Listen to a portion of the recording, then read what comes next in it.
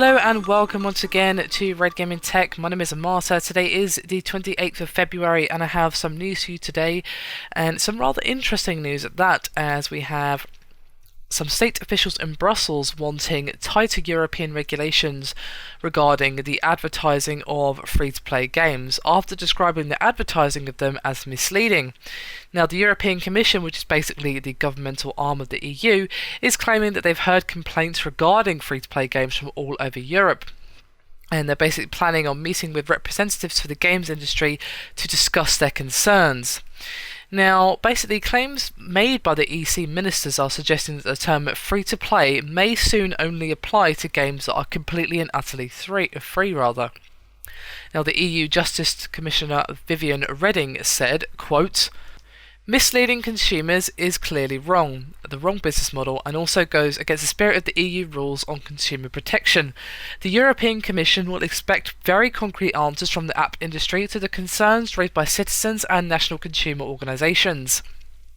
Now, it has been estimated that the smartphone app business employs about 1 million people across Europe and generates about £50 billion in sales per year, which is about $83 billion, and successive analyst reports over the years have suggested that the majority of app revenues are of course made from the free-to-play model. In fact, pretty much, most of, if not all of the games are free-to-play on the Android market. Of course, you have the occasional paid title, of course, but a hell of a lot of them are free-to-play. Now, an official statement from the European Commission wrote, quote, "For the app economy to develop its full potential and continue innovating, consumers need to trust the products. At present, over 50% of the EU online games market consists of games advertised as free, although they often entail sometimes costly in-app purchases. And how games industry officials negotiate the position will be a determining factor in the outcome of this. But the governing body does appear to be pressing rather hard on the matter, and even stated, quote, "Children are particularly vulnerable to marketing of free-to-download games which are not free-to-play." And the Commissioner Neven Mimica, who is responsible for consumer policy, said, quote, "Consumers, and in particular children, need better protection against unexpected costs from in-app purchases." And they've also issued their statement on the matter, basically saying clearly that they want the term free-to-play to be outlawed for games that are not. And the official statement reads, quote, "The use of the word free or similar unequivocal terms as such and without any appropriate qualifications should only be allowed for games which are indeed free in their entirety, or in other words, which contain no possibility of making in-app purchases, not even on an optional basis." And even John Riccitiello, the former EA chief executive, said back in July 2012 that free-to-play was a misleading term as well as a lucrative business model, and he even said, quote, "There's a lot of power in free-to-play, and by the way, for what it's worth, free-to-play is anything but free. We have lots of games that are free-to-play where paying users are giving us $10, $20, $30 a month."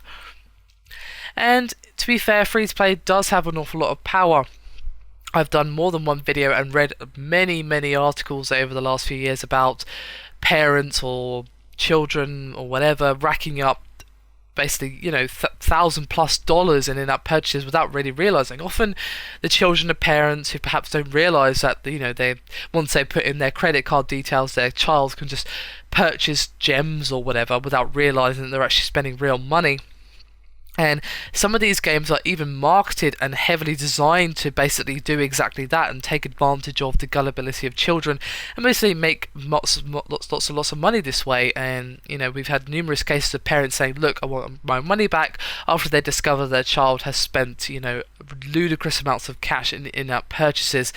So I'm definitely in agreement there that there needs to be a massive crackdown on free to play. However, it is a little bit concerning as to how far spread this is going to be. If it's just for the mobile market, I'm not too concerned, but if it spreads to PC, then we could see numerous titles that have a reasonable business model, such as, say, Blacklight Retribution, being kind of, inadvertently caught in the crossfire, and I don't think we want that. So let's hope this stays to the mobile industry, where definitely a tighter rein is sorely needed, and it doesn't come onto the PC. Now, that's not to say that there aren't games on PC that try to take advantage, but it's a lot less likely that someone who doesn't know what they're doing is sitting there at a PC with a Steam account, blah blah blah.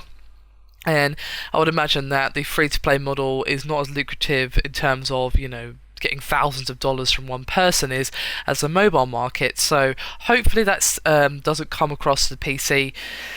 So I don't think we want any of our beloved free-to-play titles being caught in this particular argument. Anyway, that is me done for this video. Hope you've enjoyed it. Thank you very much for watching, and I'll see you next time.